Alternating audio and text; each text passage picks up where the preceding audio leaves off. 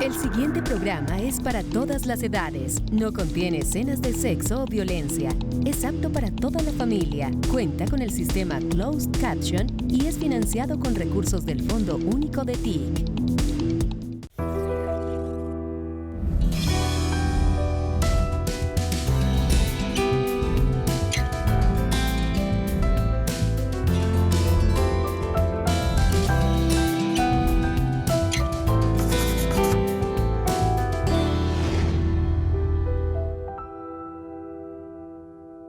Hola, ¿qué tal? Bienvenidos a Entrevistas con Alma de País. La justicia transicional en Colombia busca abordar las causas y las consecuencias del conflicto armado interno, promover la reconciliación, construir una paz sostenible basada en la justicia, en la verdad, en la reparación y en la no repetición de las víctimas del conflicto armado del país. Y Mariana Ardila, ella es abogada y experta en derechos de las mujeres y es quien lidera esta dirección que depende del Ministerio de Justicia. Mariana, gracias por estar con nosotros. Muchas gracias por invitarme a este espacio tan especial. Bueno, antes de nada hablemos un poco de lo que usted está hecha. Un ejercicio en Entrevistas con Alma de País es precisamente no solo hablar acerca de la coyuntura del personaje, sino también del alma que tiene, que esconde y del cual pues seguramente hace parte su vida, su historia. Vemos aquí de fondo una imagen muy significativa y es la imagen de una mujer embarazada. Sin embargo, usted hizo parte de un movimiento que para el país fue muy importante y sobre todo para las mujeres, que tiene que ver con causa justa y es precisamente esa decisión y esa libertad que tenemos nosotros las mujeres frente a nuestro cuerpo y en ese caso frente precisamente a la interrupción de un embarazo. ¿Cómo se construye usted para llegar precisamente a esta causa justa y defender estos derechos femeninos? Pues yo soy feminista y la lucha por los derechos reproductivos en Colombia y en América Latina y en el mundo, porque somos un movimiento también global, pues desde las épocas de la universidad, cuando empecé a estudiar Derecho en el externado de Colombia, que se estaba discutiendo la primera decisión histórica de despenalización del aborto en Colombia en 3 causales, pues me picó el bicho y dije, bueno, ¿qué es esto de los derechos reproductivos? ¿Cómo así que la interrupción voluntaria del embarazo está prohibida en todos los casos, incluso si una mujer se va a morir? ¿Cómo puede ser eso posible en un país bajo la Constitución del 91? Entonces empecé a estudiar, a participar en los debates que se dieron sobre el tema y desde ahí y en mi paso pues por la Corte Constitucional trabajando con uno de sus magistrados y luego mucho tiempo pues desde una organización internacional que se llama Women's Link, que hace parte de Causa Justa por el Aborto, pues me llego a encontrar con ser una de las abogadas que escribe la demanda que despenaliza el aborto hasta la semana 24 de gestación, que es uno de los regímenes legales más avanzados del mundo. La imagen es muy diciente, la imagen es de una influencer que de hecho hizo un reggaetón, porque hasta reggaetón tuvimos que hacer para despenalizar el aborto. Y ella estaba embarazada en ese momento y nos transmite el mensaje. Los derechos reproductivos se tratan de decidir, ¿sí? No se trata de obligar a nadie a ejercer la maternidad o llevar a cabo una gestación o de prohibirle hacerlo. Es la decisión. Una mujer embarazada puede, ¿por qué no?, apoyar la interrupción voluntaria, legal, segura del embarazo, como en la imagen que estamos viendo, y decidir ser mamá ella misma, por su propia decisión y en sus propias condiciones y contexto. Eso, digamos que todo este proceso seguramente, y no sé si todavía la acompaña, pero tiende las diversas o los diversos puntos de vista de la sociedad a señalar, a discriminar, a incriminar incluso. ¿Se sintió usted así en ese proceso? Algunas veces, pero la verdad es que hablamos con tanta gente, vía medios de comunicación, conversaciones 1 a 1, con debates en la academia, que realmente veíamos que cada vez la gente entendía más y más los argumentos. Y a mí me pasó. Yo estudié en un colegio católico en un colegio en el que me enseñaron que el aborto era pecado y punto final y no había que analizar ni preguntar mucho más. Y una mujer muy cercana a mí en esa época llegó un día llorando, muy afectada, y me contó que producto de violencia de pareja había quedado embarazada y ya tenía una hija, no tenía condiciones económicas y había tenido que recurrir a un aborto peligroso. Clandestino. Clandestino, en ese momento estaba completamente penalizado cuando yo estaba en el colegio.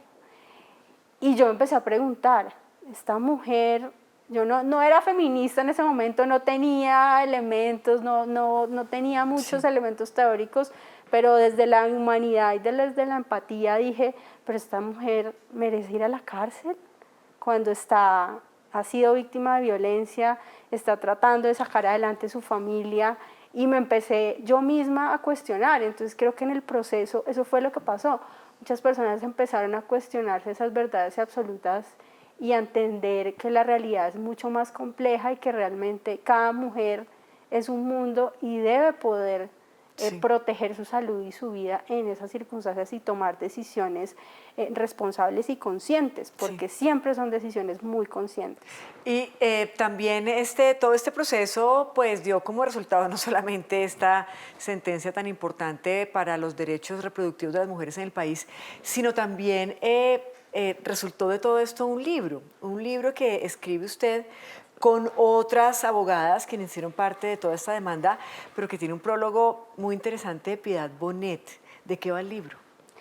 El libro se llama Causa Justa por el Aborto, Voces detrás de la demanda, y lo escribimos no solo abogadas, sino también dos médicas y una politóloga que son mis colegas, mis compañeras de Causa Justa por el Aborto, que somos simplemente una muestra de un movimiento que es grandísimo y que es de muchos departamentos del país.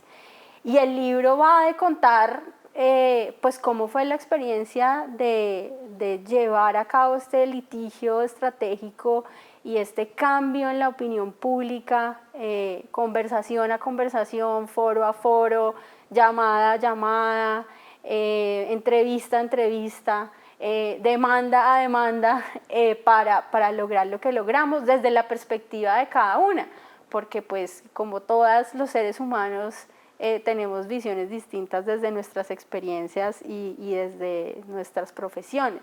Entonces narra esa historia. Y usted dice, lo escribo en compañía de otras abogadas, politólogas y dos médicas. Y ahí entra la reflexión, porque si realmente ha habido personas que se han opuesto a este tipo de decisiones, pues unos son los médicos y otros los temas religiosos. ¿Qué opinaron esos médicos en ese momento y cómo de una u otra manera también justifican esa libertad que tenemos las mujeres? Uno encuentra también mucha diversidad en el gremio médico. De hecho, parte de las organizaciones que presentamos la demanda es el Grupo Médico por el Derecho a Decidir. Es decir, es un grupo de médicas y médicos que han visto la realidad de las mujeres de cerca en la intimidad de sus consultorios y de sus consultas médicas, y saben que las mujeres no interrumpen sus embarazos voluntariamente, ni por capricho ni responsabilidad. Y son mujeres que necesitan tener atención, ser rodeadas, sentirse seguras al tomar cualquier decisión, sea continuar o no continuar. Y sus argumentos fueron supremamente importantes y sus visiones fueron supremamente importantes. Entonces, invitación a leer el capítulo escrito por Laura Gil, una de las médicas también lideresas del tema. La invitación es a tener el libro y, por supuesto, mirar todo lo que ocurre también detrás de una decisión como esta tan importante para el país. ¿Hemos avanzado como sociedad después de esta sentencia? ¿Usted siente que, aparte de esa lucha que ganó, realmente hemos avanzado como sociedad, o sigue habiendo esa discriminación por las personas que toman la decisión, las mujeres que toman la decisión de interrumpir sus embarazos? ¿Y cuántas vidas realmente hemos salvado? Porque yo creo que la sentencia ha salvado muchas vidas. La sentencia ha salvado muchas vidas, y ha cambiado muchas mentes y muchos corazones, y más que la sentencia, el proceso que llevó a la sentencia, que viene de mucho atrás también. Yo siento que incluso hubo encuestas que salieron cuando ni siquiera la decisión había salido, en la que ya se podía ver un cambio en la opinión pública sobre que las mujeres deben tener derecho a decidir, sobre que el aborto no debe ser un tema penal ni un tema de cárcel, sino un tema que se dialogue y se regule en el ámbito de la salud. Entonces, siempre va a haber opiniones encontradas en estos temas, opiniones diversas, no todas de blanco o negro, muchos grises y muchas opiniones, y eso está bien en una sociedad democrática. Claro. Lo que no está bien es que el Estado envíe a la cárcel y persiga y discrimine a las mujeres que, por sus razones muy válidas y cada una haciendo esas decisiones conscientes y responsables, decide que no es el momento para llevar a término una gestación. Bueno, con esa mochila llena de luchas, llega usted al Ministerio de Justicia a encarar esta dirección de justicia transicional. ¿En qué momento se cruzan los dos temas y cómo empieza usted realmente a trabajar desde esta dirección sin olvidar de lo que está hecha y lo que trae detrás?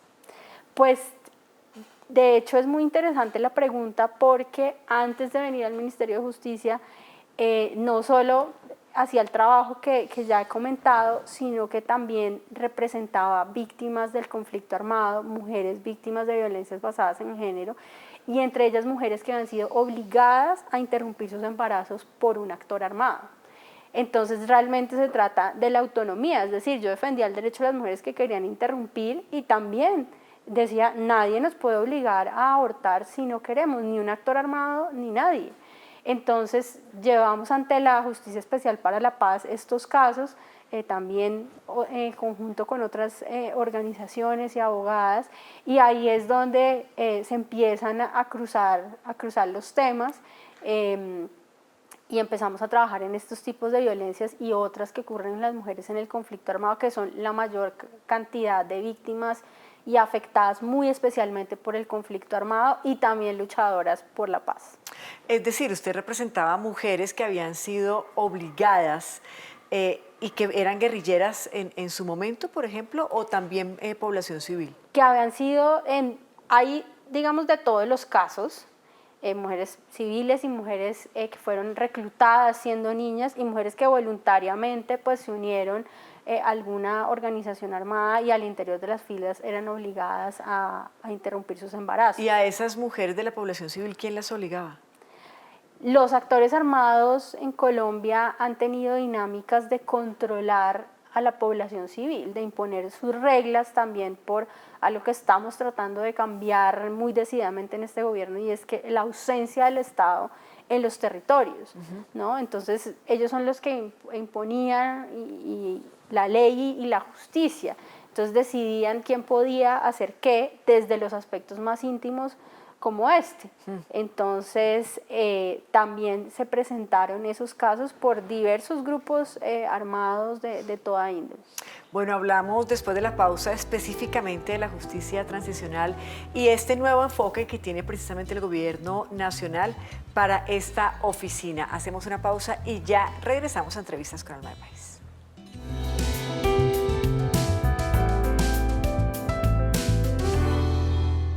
Esta es una ocasión para mirarnos a los ojos, para aprender y mejorar nuestra calidad de vida. El Grupo Bicentenario y Banca de las Oportunidades presentan Creo, un programa de economía popular, de crédito y educación financiera al alcance de los colombianos de menos ingresos que necesitan una oportunidad para crecer por primera vez. Será una puerta de entrada a nuevas oportunidades financieras con condiciones favorables. Esta es una iniciativa para acercarnos, para aprender y creer. Este es un crédito para conocernos. Creo. Colombia, potencia de la vida.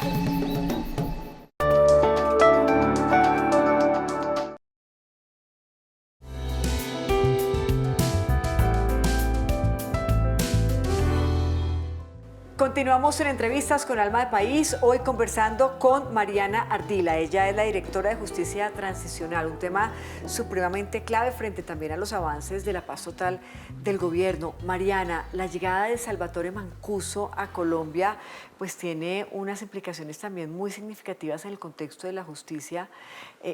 En este caso y desde su opinión, ¿cuáles podrían ser? ¿Cuál podría ser el aporte que podría tener Salvatore Mancuso a todo este proceso?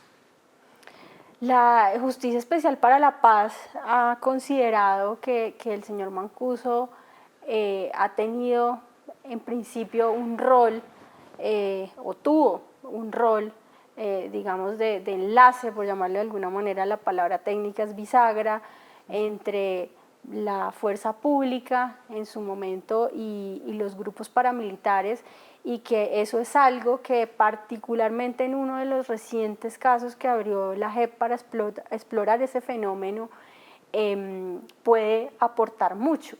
Los jueces en su autonomía han decidido, en específico en la JEP, pues aceptarlo en lo que toca con esa relación, y pues no solo en este caso, sino en muchos se espera que la JEP siga descubriendo esas verdades, esclareciendo y sobre todo ofreciendo esa justicia restaurativa a las víctimas.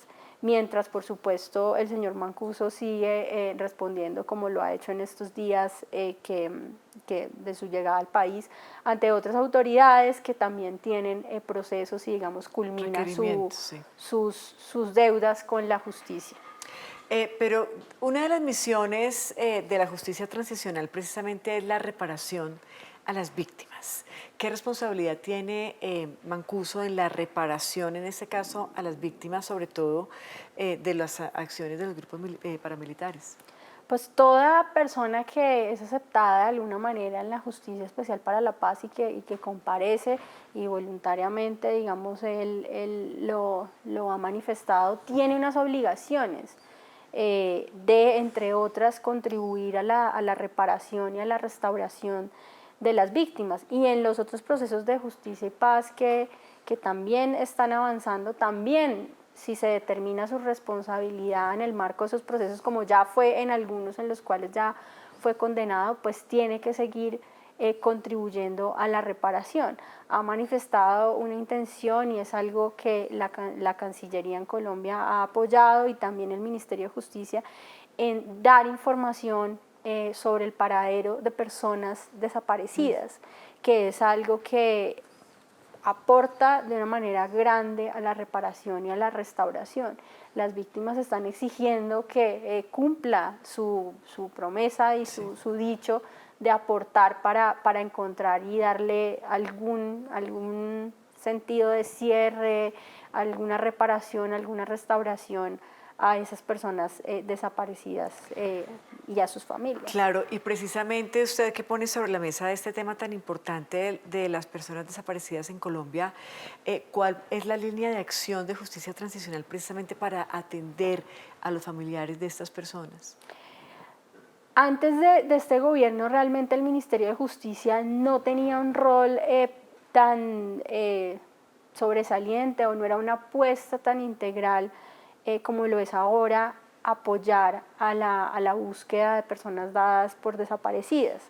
Este gobierno y este ministerio, por solicitud de las víctimas mismas, incluyó en el Plan Nacional de Desarrollo, por primera vez un Plan Nacional de Desarrollo menciona la desaparición en el marco del conflicto, incluyendo por supuesto la desaparición forzada, y crea el Sistema Nacional de Búsqueda de Personas Dadas por Desaparecidas, que colideran la Unidad de Búsqueda de Personas Dadas por Desaparecidas, que fue creada por el Acuerdo de Paz, es una institución de justicia transicional, y el Ministerio de Justicia. Y ahí vamos a crear por primera vez, construir participativamente, por supuesto con las víctimas también, la primera política pública integral en la materia para prevenir, para identificar, para buscar a las personas desaparecidas, y también para buscar reparación, una mejor atención y reparación para las víctimas que incluyen los familiares de las personas desaparecidas. Otro tema, otra línea de acción de justicia transicional tiene que ver directamente con el trabajo para y por las mujeres víctimas del conflicto armado en Colombia, y no solamente las mujeres, también las mujeres trans tienen ahí una cabida muy importante. ¿De qué se trata? Pues estamos también desde una de mis estrategias, por supuesto, favoritas y mis apuestas favoritas en el Ministerio de Justicia y en la dirección, que es la estrategia Red Justas y un nuevo banco de proyectos que vamos a lanzar próximamente que se llama Alianzas Justas. Y esta estrategia lo que busca es que en los territorios afectados por el conflicto armado, y estamos mirando especialmente hacia el norte del Cauca, hacia el Pacífico Nariñense, hacia el Pacífico Medio, en esos territorios haya un mayor acceso a la justicia transicional u ordinaria de las mujeres y de las personas con orientación sexual e identidad de género diversa que han sido afectadas por cualquier forma de violencia basada en género o por prejuicio. Queremos especialmente con los gobiernos, los nuevos gobiernos locales que empezaron este año, trabajar de la mano y ofrecerle apoyo técnico y financiación a proyectos de organizaciones para que podamos hacer una alianza justa, Estado, tanto gobierno nacional como gobierno local y organizaciones, sociedad civil que acompañan a las víctimas en su acceso a la justicia para que la justicia mejore. Queremos reconocer ese papel que tienen esas organizaciones que literalmente cogen de la mano a la mujer, a la persona gay, a la mujer lesbiana que ha sido discriminada o que han sido víctimas de violencia sexual o violencia de género por su pareja, por un actor armado, y la cogen y la llevan a la fiscalía y la llevan a la policía y la llevan a medicina legal y la llevan al centro de salud, y son parte fundamental de reconstruir esa confianza del Estado, de la comunidad y de las víctimas con el Estado, que ha sido rota precisamente por el conflicto. Usted dice, claro, que podamos tener más espacios donde las víctimas del conflicto armado en Colombia puedan tener acceso a la justicia, pero cuando uno ha sido víctima y se enfrenta a la justicia, vuelve a enfrentarse a todos esos dolores y a todas esas tristezas y a todas esas formas de violencia. Hoy en día en Colombia estas víctimas quieren realmente seguir hablando pese a enfrentarse a todo este dolor que genera seguramente abrir casos, investigaciones y acceder a la justicia. Pues uno siempre habla del tiempo de las mujeres y del tiempo de las víctimas, ¿no? No todas están en el mismo momento. Sí, y hay muchas condiciones. A mí me pasó algo cuando presentamos el caso de Elena, que es un seudónimo, no es un nombre real, pero Elena, esta mujer que fue reclutada a los 15 años por las FARC, que la obligaron a abortar dentro de las filas, que llevamos su caso cuando yo trabajaba en Women's Link a la JEP, y le presentamos a los magistrados y magistradas. Ella misma fue y habló y entregó su caso a la jurisdicción, y invitamos a su familia, que vino desde el lugar donde sí, ella es originaria, y decía, al final me dijo, ya cuando se había acabado todo, cuando estábamos volviendo, me dijo, mi familia nunca había escuchado mi historia. O sea, su familia era la primera vez que la escuchaba. O sea, no solo el relato. Era la primera vez que ella iba ante los jueces, sino que también era la primera vez que su familia escuchaba desde su propia voz qué era ese daño y cuáles eran sus exigencias de justicia. Entonces, muchas cosas tuvieron que pasar, muchos años, décadas, claro, para que ese momento se diera. Entonces es cómo creamos condiciones, y es algo que estamos analizando en la Comisión de Reforma a la Justicia, cómo rodeamos de condiciones para que esa sea una opción, pero respetando también el tiempo, ¿no? Sí. Y acompañando esos distintos pasos. Y consideramos que ahí es clave no solo reconocer el papel que tienen que tener las instituciones, que son por obligación tenemos que responderle a las víctimas, pero también reconocer esos liderazgos que se han ganado la confianza de las víctimas y que son claves para que ese momento llegue, pero muchas veces hacen su trabajo con las uñas. Claro. Entonces, la idea es apoyar y reconocer ese trabajo. Mire, Mariana, y en ese mismo tema tenemos registro, en este registro único de víctimas, de cuántas mujeres han sido víctimas de violencia sexual en el marco del conflicto armado. Hay un registro que siempre se dice que es un subregistro, sí, pero digamos tenemos 9 millones de víctimas en Colombia registradas en el registro único de víctimas. Más de la mitad de esos registros son mujeres en sus diversidades, muchas de ellas víctimas de violencia sexual. Siempre se dice, bueno, ahí no están todas seguramente, porque imagínate cuánto tiempo ha pasado desde el caso de Elena y ella aún en ese momento no estaba reconocida en el registro. Uh-huh. Entonces, es algo en lo que hay que trabajar y recuperar esa confianza entre las víctimas, las organizaciones que las acompañan y el Estado es un paso clave para que podamos identificar y tener mejores sistemas de información para así crear una política pública que realmente atienda a toda esa población. Si pudiéramos definir en una sola frase la misionalidad de la Dirección de Justicia Transicional, ¿cuál sería? En una sola frase sería acercar la justicia transicional a los territorios afectados por el conflicto. Que no sea la JEP que está en Bogotá, la unidad de búsqueda que tiene su sede en Bogotá, que por supuesto tienen sus equipos regionales, pero cómo reforzamos, ¿no? ese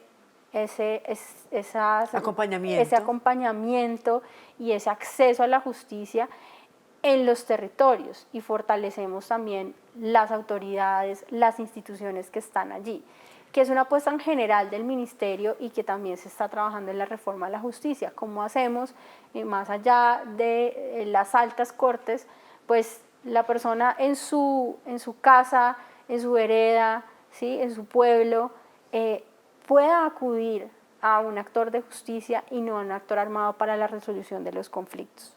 En ese orden de ideas podríamos entonces afirmar que esta es una dirección que está saliendo a los territorios, que está buscando realmente las víctimas, que las está motivando para que hablen, para que accedan a la justicia y no lo que ocurría antes, que era una dirección de escritorio literalmente. Así es, una de las primeras apuestas y obsesiones que tenemos con el ministro desde que llegamos es eso, que el Ministerio de Justicia saliera del escritorio y fuera realmente a las comunidades, fuera realmente a ver cuáles son sus necesidades de justicia y a que empecemos a restaurar ese acceso a la justicia que ha sido dificultado, ha sido dañado por un conflicto armado de décadas. Sí. Entonces, hemos estado muy activos en la Dirección de Justicia Transicional el año pasado en el norte del Cauca, en el Pacífico Nariñense, el Pacífico Medio. Fuimos a lugares en los que nos dijeron nunca había venido acá el Ministerio de Justicia, casi que la gente no sabía que eso existía. Por ejemplo, nos lo dijeron en Vigía del Fuerte, ¿sí? Nos lo dijeron en el Charco, en La Tola, como gracias por hacer el esfuerzo de llegar hasta allá, y de hecho mucha gente nos recomendó, es muy peligroso, no lo hagamos, y nos pusimos a hacer los protocolos y los arreglos necesarios con la institucionalidad y las articulaciones para poder ir de la manera más segura posible para las comunidades y también para nuestros funcionarios, y logramos llegar, y este año vamos a volver. Bueno, pero además usted es muy juiciosa. ¿Cómo le va trabajando con su ex profesor? Porque el ministro Zuna fue su profesor y usted la monitora de su clase, ¿o no? El ministro me entrevistó para la entrada al externado. En el externado hacen una entrevista, yo no sé si todavía, y yo no sé si se acuerda, yo se lo recuerdo de vez en cuando, le dije, usted me hizo la entrevista para la entrada a la universidad. Y después el Derecho Constitucional también se volvieron a encontrar. Y después apliqué para ser monitora del Departamento de Derecho Constitucional que él dirigía y me contrató como monitora. se puede decir que fue mi primer jefe y ahora, después de varios años, oiga, ¿y también. es un buen jefe el ministro? Es un muy buen jefe el ministro. ¿Sí? Es muy responsable, muy comprometido, muy conocedor de sus temas, muy buen profesor, enseña muchísimo siempre. Entonces, bueno, ahí hacemos alianza y se deja convencer por esta feminista Sí. de los temas de género Y no que son solamente importantes. él, también el presidente de la República, que quien vemos de fondo precisamente liderando también este proyecto suyo de causa justa por el aborto y por los derechos reproductivos de la mujer. Ahí lo podemos ver. Muchísimas gracias, Mariana. Bueno, a ustedes. Gracias por la invitación. A ustedes también mil gracias por su atención. Nos encontramos en una próxima oportunidad. Hasta pronto.